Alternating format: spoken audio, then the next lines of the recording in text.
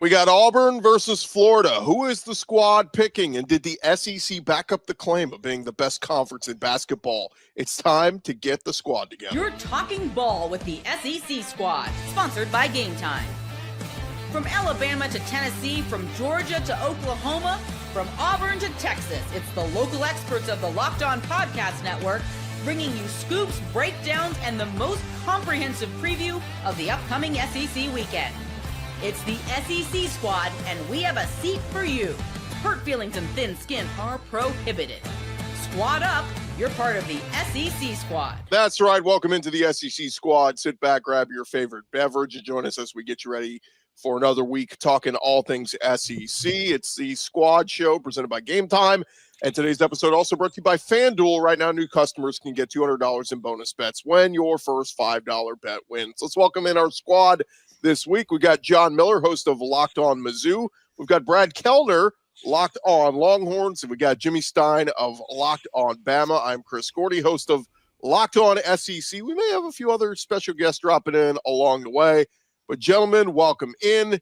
It's been a fun tournament watching so far. So I'll just pose the question to you guys. Regardless of what happens this weekend, did the SEC do enough in this NCAA tournament to back up the claim of being the best conference in college basketball this season? I'd certainly say so. 2 out of the 4 in the Final Four, plus, 7 of the 16 in the Sweet 16. I don't see how you could expect much better than that. Easy for me to say as a Missouri fan. You guys take it from here. No, I think so for sure. I think the SEC proved that it was the best conference. Now, I could understand some blowback to greatest power conference of all time talk. Maybe not, but certainly the best conference this season. I think just having 7 teams in the Sweet 16 proved that, and 2 of the Final Four is enough for me. And I think, ask, we got Brad here from Texas, and, ask Texas and Oklahoma what it was like playing in the SEC the first year. I think they proved themselves.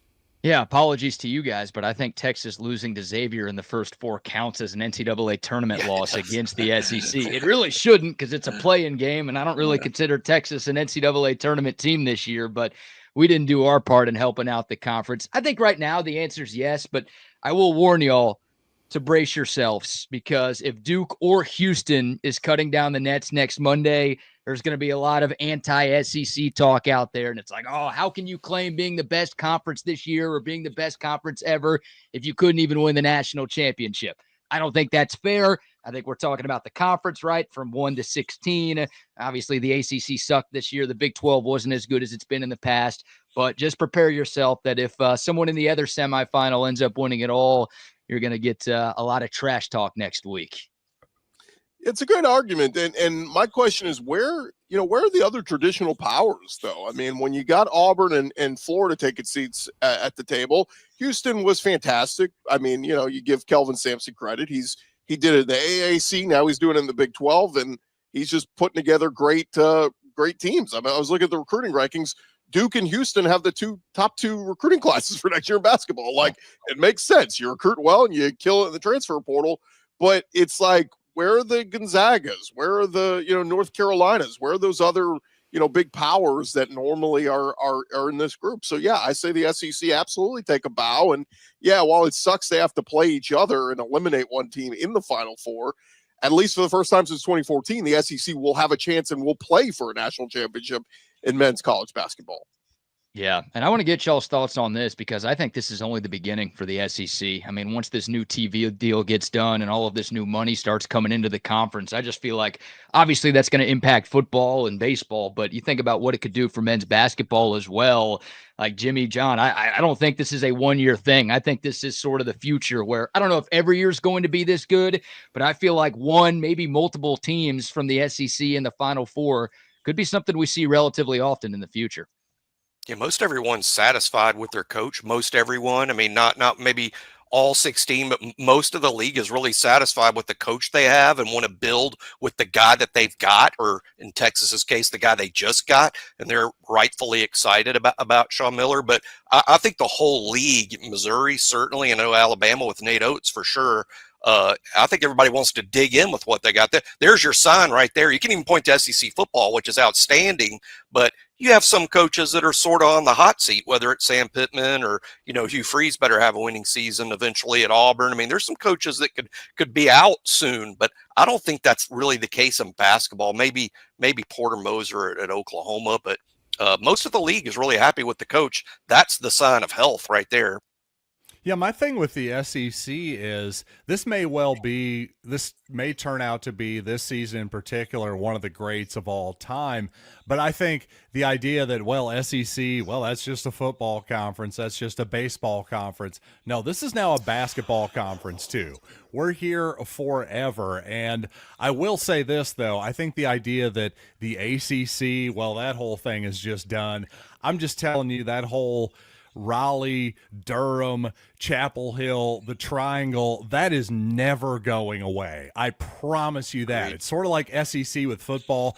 College basketball just means a little bit more there, and that whole conference, eventually the money, the balance, it's going to come back. So if you're an SEC fan, don't think you're going to dominate forever, but you're definitely going to be right there forever. The old days of SEC basketball, that's done. Yeah, as a friend who grew up near Tobacco Road in that area, he said basically everybody here grows up two dreams. You either want to play basketball in an ACC school, or you want to be a NASCAR driver. He's like, nobody dreams of waking up wanting to be a star football player. So good luck, Bill Belichick, in recruiting that area. But the interesting part too, guys, is so the SEC has not won a championship in men's basketball since 2012. It's been the longest drought. I mean, every other sport the SEC's won titles in. And this is the one that they have not had the success in. We mentioned Kentucky won in 2012. They played for one in 2014 against UConn and lost. But since then, the SEC has not even been in the title game. So that's an accomplishment within itself, that you're going to actually play for a title. And again, you lose to Houston, you lose to Duke, whatever, so be it. But that's awesome. And on the women's side, same thing. Texas is going to play South Carolina, so one team will be eliminated, but the winner of that game will play for a championship. So it would be, look, if you could write out the script right now, and an SEC school wins in the men's basketball and women's basketball this weekend, I'll absolutely take that. We'll celebrate. But what gets me, guys, is we talk about the future success of the SEC. Look at what's happened the last couple of days. Who are the two teams that missed the tournament? LSU and South Carolina. They've both been doing work in the portal already. LSU's picking up the point guard from UNLV. South Carolina's picking up dudes from everywhere. I'm like, so they're not resting on their laurels. They're putting their NIL to work already, going, we got to make the tournament next year. Yeah, they probably will. Yeah, I think competition breeds excellence, guys. I think you see that in every sport. And I'm obviously new to this league, but just from paying attention from afar, I think just seeing how much success this conference as a whole has had across various sports, it makes you want to up your game. Like Texas, Rodney Terry made the tournament 3 years in a row. The last Texas coach to make the tournament 3 years in a row was Rick Barnes from like 2010 to 2012. Like Texas hasn't really cared that much about basketball. And for a lot of athletic directors and a lot of eras of Longhorn sports, like Rodney Terry did enough this year to keep his job and get brought back for a year 4. But I think, Chris Del Conte, the athletics director here, looked around and is like, man, this just isn't going to cut it. Like we finished tied for 4th to last in this conference, even though we made the tournament. Like we've got to do something to up the ante a little bit. So yeah, LSU and South Carolina have that FOMO from missing the tournament, but even some of the teams that got in, guys, it's like, man, you got to be at the top, because if you aren't making changes, you're going to get left behind. And I think you're repeatedly seeing that across this conference. You know what SEC football is? SEC football is old money. SEC basketball is new money. And that new money is slushing around like it's a Ponzi scheme or something these days. And it started back in the SEC network expansion about 10 years ago when Disney decided, hey, how about another ESPN channel? Can we subsume the ESPN network to make it another ESPN network to make it the SEC network? Yes, it turns out we can. That was a huge influx of cash. Now there's an NIL influx of cash. This is the new money that is influxing SEC basketball. Yeah, John makes a great point about, I think there's a league-wide even before Texas. This after, the SEC network's after Missouri and A&M joined the league, and now with Texas and OU in, there was a league-wide investment in basketball that coincided with the SEC network money that changed everything for the league. And I think schools wisely, football is already set, right? I think the schools wisely invested in basketball. We're seeing the fruits of that now. Well, let's hold it there, guys. We got Auburn versus Florida in the Final Four this weekend. Who is the squad picking and why? The squad talking more ball next. Hey, daylight savings time snuck up on all of us again this year. And if you're feeling that lost hour of sleep, 5-hour energy has got your back. The extra sunshine means more time for fun. Sometimes you need a little boost to power through it all. And whether you're staying up late watching all the basketball action or squeezing in a round of golf after work or just trying to keep up with your busy day, 5-hour energy is going to give you that quick, refreshing pick-me-up whenever you need it. And look, with longer days, you love to get outside, maybe for a hike or a run. The tropical burst flavor might be your go-to for a quick boost.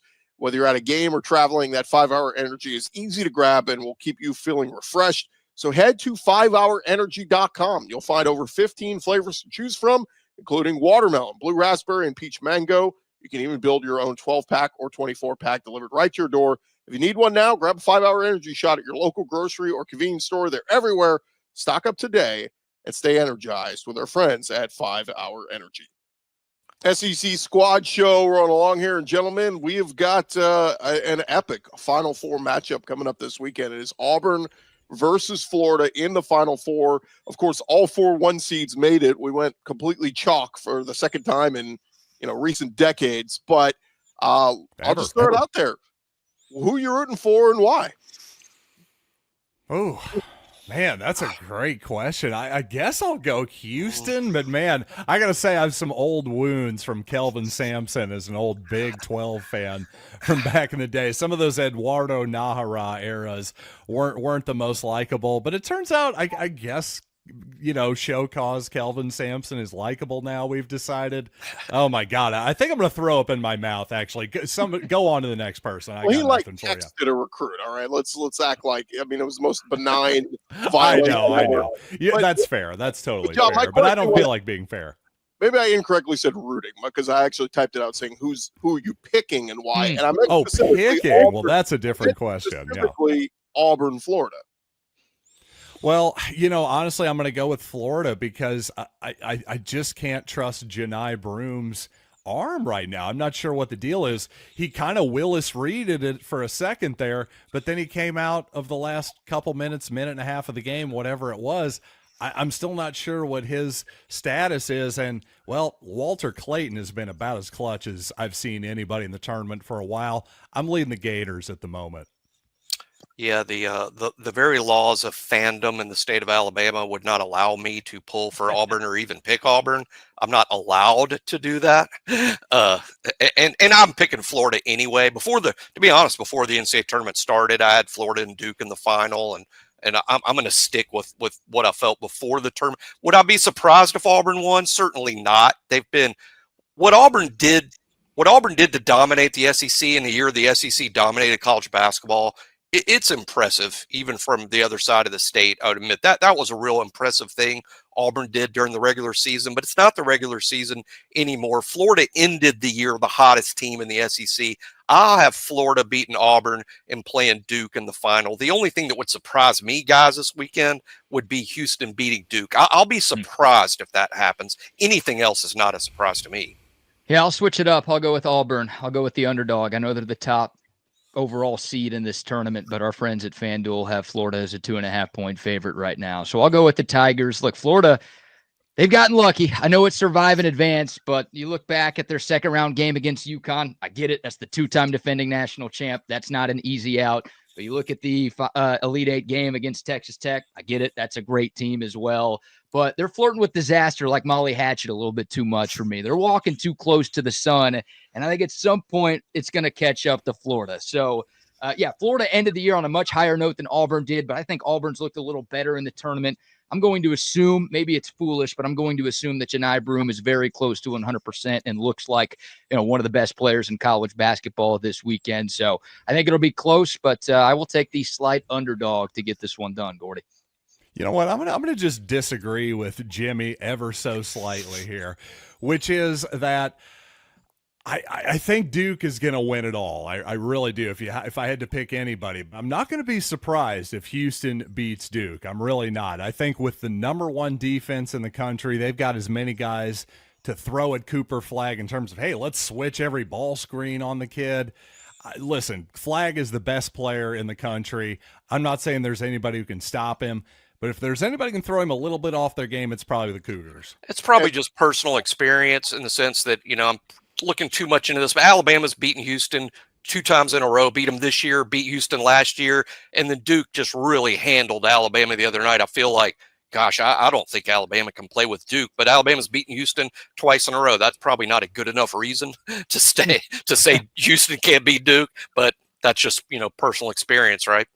Well, this Houston team's a little bit different. Their hallmark has always been hardcore defense, which they still play. For those who saw the Tennessee game last week when they held them to 15 points at halftime, but they got offense too. They shoot the three, just as good as anybody in the country, and that's new. They didn't have that in past teams. So that's a really good point. If they take down Duke, that's going to be the reason. But on the other side, I'm sticking with Auburn. Poor little Auburn. Did we forget that they were the number one team in the country for much of this year?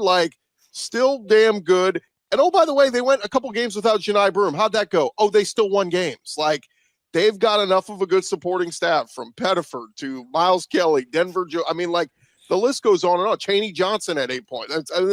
Somebody steps up every week for Auburn, and coaching matters. And look, no offense against Todd Golden, but this is his first time going this deep in the tournament. Bruce Pearl's had deep runs before in all his different stops. So I'm going to go with the coach with a little bit more experience. And yes, if Janai Broom was that banged up, I don't think he would have went back into the game last week and hit a big three, late in the game. I think he's going to be fine. And I'm going to stick with Auburn. And I know that's maybe sacrilegious, Jimmy, to say we're rooting for Auburn to win a championship. But whoever wins from Florida to Auburn, I'm rooting for to win the title. You guys all have allegiances. I root for the conference period. So I just want to see the SEC hold up a trophy. Yeah, I'm still learning that bit. That was not a thing in the Big 12 where you root for the conference. I was like any team that wasn't. Yeah, Texas no kidding. Longhorn Network. Yeah, yeah, we know, Brad. We're well aware, buddy. We're well aware of how that worked. Specialized networks can work, all right. The SEC network worked. Did it work though? No, well, it coincided with Texas football's worst decade ever. So I don't know if that. Yes, it did. What a fine time that was. You know how many times I put that network on and they were replaying the Vince Young Championship? I'm like, the first 5 years. And then a thing called YouTube came along. 10 years in, find a new game to play. Goodness gracious. I root for the conference as a rule, but there's an exception to every rule, and that exception is named Auburn. Well, here's an element that might not impact you guys, but I feel like my rabbi says that it should impact me because you've got 3 Jewish coaches in the Final Four. Wow. And then you've got Kelvin Sampson, right? It's like half a menorah. I'm telling you, it's big time stuff right there. So I feel like I should be rooting for one of the Jewish coaches, but Houston feels like the best story to me, and what Kelvin Sampson has done. I honestly think the revival of Houston basketball under Kelvin Sampson, not to steer too far away from SEC conversation on SEC squad, but I think it's the best story in college basketball over the last decade. So from that standpoint, I think a lot of the country will be kind of siding with Houston because of that. But again, I don't know if my allegiance to the Old Testament will allow me to root for the 1-2 Testament coach still dancing, gentlemen. Jimmy, you're a resident old head. Give me do you remember Phi Slamma Jamma back in the day? As a matter of fact, I do. I was going to say, I remember I was really young. I think it was 82, maybe 83. Clyde Drexler, Akeem Olajuwon. I was a kid, but yeah, I remember it well. And I think what Kelvin Sampson's done at Houston is remarkable. Let's remember, Houston's in the Big 12, now. They haven't been in there that long. I think what he's done is fantastic. By the way, there was somebody on Houston who made fun of one of the older guys on the team and said, "Hey, he was on Phi Slamma Jamma," which for me would have been, if I just said that, that's like a 4.5 as a joke. But if you're 21, I'm going, "Hey, good for you, great reference." I just love that those guys still remember Phi Slamma Jamma. That was awesome. It crazy too, though, as we see Will Wade, who was blacklisted because he paid a player on an FBI wiretap. and now all is forgiven, and he's the NC State head coach. Here we have two coaches, Kelvin Sampson, who texted a recruit when he wasn't supposed to at Oklahoma, got blacklisted, and now he ends up at Houston. Bruce Pearl at Tennessee has a barbecue with recruits and gets blacklisted and then resurfaces at Auburn. So it's just funny how, things always kind of work itself out, but like these coaches that get busted for what's incriminating one year, 5-10 years down the road, it's like, yeah, so what? Who cares? Well, Jeremy Pruitt says hi. He's the one guy. He's the one guy that's still. He's the only guy in the NCAA jail. If Jeremy one Pruitt of one. wins, if Jeremy Pruitt wins that lawsuit, are they going to pay him in a Chick-fil-A bag? That's my only question. I thought it was what is it, McDonald's bags? Or was I'm sticking with Chick-fil-A. I think it's funnier. The Auburn boost. By the way, Bruce Pearl did it at Auburn, right? Didn't he have the duffel bags of cash at the Vegas hotel? Goodness gracious. Bruce Pearl had the weird thing where he dropped a dime on somebody that he kind of made a weird thing with back in the day. It was not so good. The NCAA he was with Indiana, I think. The NCAA has lost. The NCAA has lost about 68 lawsuits in a row, and then here comes Jeremy Pruitt. Might reverse the whole. We'll see if Jeremy Pruitt can reverse that streak. The NCAA has been the Washington Generals of the American legal system in recent years, but Jeremy Pruitt, I don't know. We'll see if he's the streak buster. If Rick Pitino and Hugh Freeze can bounce back from their ills, look, anybody can bounce back from it, right? All right, when we return, guys, Buzz Williams leaving Texas A&M for Maryland, but why? SEC Squad, talking more ball next. Yes, guys, March Madness is almost coming to an end at FanDuel. They are giving you the chance to get in on the action like never before. And right now, new customers can get $200 in bonus bets when your first $5 bet wins.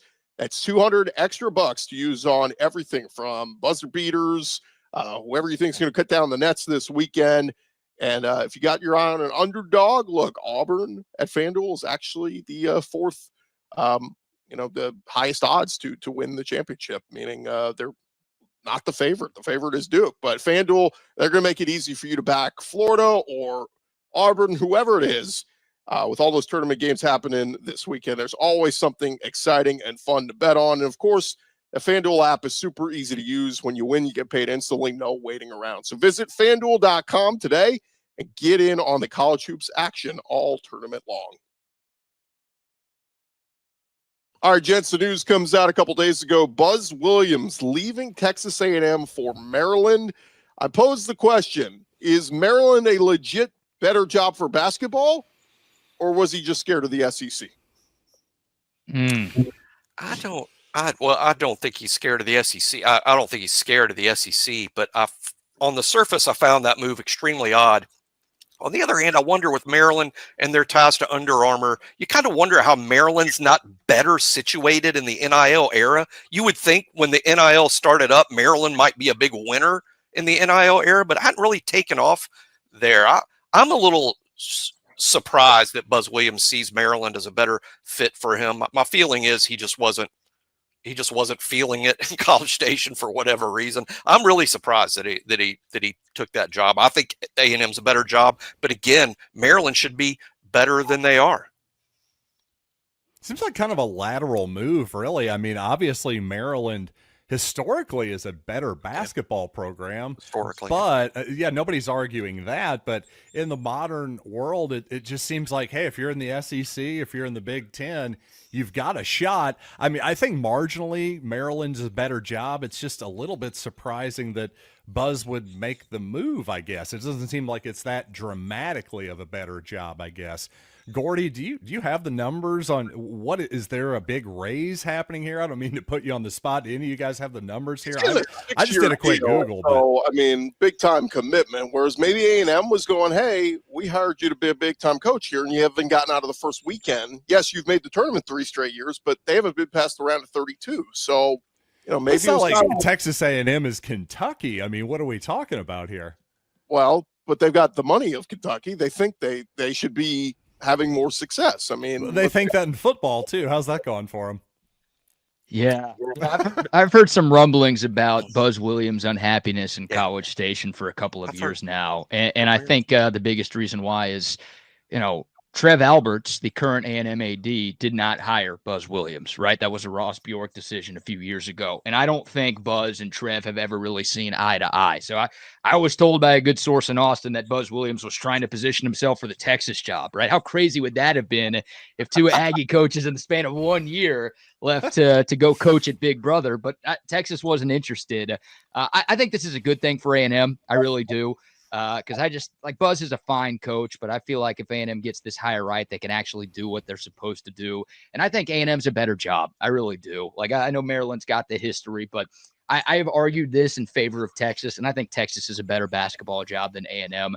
But there's never been more talent in basketball than there is right now in the state of Texas. A&M's got buku amounts of money. Like, there's no reason why that team can't be competitive year in and year out. So Maryland's got some things going for them, but I think Texas A&M is a better gig than Maryland right now. I just think this comes down to Buzz not really seeing eye to eye with the AD and kind of looking for a soft landing spot to get out before things maybe came to a head over there. We should bring up, too, guys, the domino effect here on who they're going to hire. And by the way, when this video comes out, A&M may have already made their hire, but I don't know if they'll move that quickly. But the first name that popped up is Chris Beard, who just made the tournament at Ole Miss for the first time, or Sweet 16 at Ole Miss for the first time since 2001. And wouldn't that be fortuitous? The former Texas coach who got fired and then resurfaced at Ole Miss, resurfaces at A&M. And then Ole Miss has an opening, and they got to make a hire. So whatever A&M does, it's going to affect the rest of the SEC and all our other fan bases. Clearly, Chris Beard is a good coach. Clearly, he's improved Ole Miss enormously, and you would think A&M with their resources and recruiting advantages, Houston, Dallas, whole Texas area, you would think A&M would be really appealing to Chris Beard. Yeah, Grant McCasland, obviously a guy to watch for, too, there at Texas Tech and Lubbock. Does he want to make that move to Texas A&M? That's the question, but certainly the money might be there. But the money seems to be there in Lubbock right now, too. That's kind of an interesting one. Yeah, boy, you think Texas fans hate Chris Beard right now. What happens if he takes the job at A&M, right? Exactly. After just, basically effing over the Texas basketball program with his actions, right? The Longhorns thought they had their coach for the next 2 decades. He gets arrested. Everybody knows what happened. But if he goes and then ultimately takes the job at A&M, this is a Texas alum we're talking about here, right? Like that you got to add that element with Chris Beard. If he takes the job at College Station, then boy, God bless him when he makes the trip to Austin for his first game at the Moody Center. A few other names to keep an eye on. One name I heard was Porter Moser. Now, he's kind of underachieved at Oklahoma, so I don't know if that's getting Aggie fans excited. Chris Jans is another interesting name. He's been awesome at Mississippi State. He's made the tournament 3 straight years there, and he's had great success. Now, give him the resources of an A&M, and I think he could achieve even greater heights there. But the one that I see that A&M fans want under no circumstance, Fred Hoiberg's name has come up. Fred, Nebraska. He just missed the tournament this past year, but there's a lot of ties there with Trev Alberts, the athletic director. But that just feels like a dud, man. You hire Fred Hoiberg. It's been forever since he had that great success at Iowa State. So I don't know. And that one feels to me like it would be kind of a little bit of a dud. But any of those other names feels like it'd be a big home run for the A&M. I mean, A&M should hit a home run here, right? I mean, look at the budget. Look at the SEC success in basketball. They have no excuse not to hit a home run, to make a hire. They got to sort of match what Texas did, right? I mean, Texas made a splashy hire. A&M, if they hire Hoiberg or something like that, and it doesn't feel splashy to their fan base, they're going to be upset. They're going to want to hire a Sean Miller type guy to match what the Longhorns have done. You know who Buzz Williams reminds me of? He reminds me of Kirk Ferentz at Iowa on the football side, in that you're always going to be pretty good. You're always going to be very competitive. There's definitely a floor to what you have, a pretty high floor, but the ceiling is just not quite there. And also, frankly, both Buzz Williams and Kirk Ferentz play a boring brand of the sport of basketball and football. That's really why I'm making the comparison here. So maybe Texas A&M is right not to just pull the Iowa Kirk Ferentz, because you could easily talk yourself into keeping Buzz Williams around for the next 15 years, but maybe your ceiling is the Sweet 16. Maybe if you're Texas A&M, you feel like you want to shoot higher than that. If you do, I can't say I disagree with them. Well, before we wrap up here, guys, I'd be remiss if we didn't pay ode to a buddy of mine, our buddy Billy Lucci over at Texags, who was on Cold Takes Exposed this week, a tweet dating back just 4 years ago in June of 2021, when he tweeted, "First comes the commitment, then the right coach, then the culture change. Jimbo Fisher, Buzz Williams, and Jim Schlossnagle. They've been in Aggie Land a combined 5 years and 5 minutes. Next come the championships." Well, guys, fast forward a quick 4 years, and none of them are currently head coaches at Texas A&M. Now, look, Schloss at least got them to a championship. He lost and then flipped to Texas overnight, but Jimbo Fisher was fired, and now Buzz Williams leaves A&M high and dry. So not the best time in Aggie Land 4 years after that tweet. Hang it in the Louvre. I mean, Gordy, you know how to get me excited, man. I'm a little turned on. I know we're about to leave, but that is good stuff right there. Thank you for ending the episode on a very high note for me. Winning is not easy. I mean, the first time anyone ever insinuates that here comes the winning, start selling the stock. I mean, it's just really, really difficult to win in major college sports, period. Yeah, I think the lesson maybe here is, Jimmy, that if you win at Florida State, well, maybe it's not so easy to win at Texas A&M. And that's, just my point here is that one culture is not the same as the other. One recruiting ground, one geographical area is not the same as the other. I think maybe Brian Kelly is figuring that out, Gordy. What do you think? Well, he's at least he at least won the West. How many times did Jimbo do that at A&M? I mean, talk about I hear you. Expectations. But I look at it as like, I always bring up Brett Bielema. Look, Brett Bielema was a really good coach at Wisconsin. He came to Arkansas, couldn't cut it. Now look at Illinois. He's killing it. The SEC is kind of another level, maybe. Is that what you're saying? I think he may be onto something. It just means more here, guys. It You're just darn right. And with that, we will leave it there. Real quick again, our picks. I've got Auburn. John, you're taking Florida. Jimmy, you're taking Florida. Brad, you're taking Auburn. So we're split. That's right. All right. Well, we'll see who prevails next week. Hey, remember to follow and subscribe to your favorite SEC Locked On show. We'll be covering your favorite teams all throughout the offseason, getting you ready for the start of another big football season. And don't forget, I'll have you covered on the entire conference with Locked On SEC, part of Locked On Podcast Network, covering your team every day. You guys have a great day. We'll talk to you guys next week.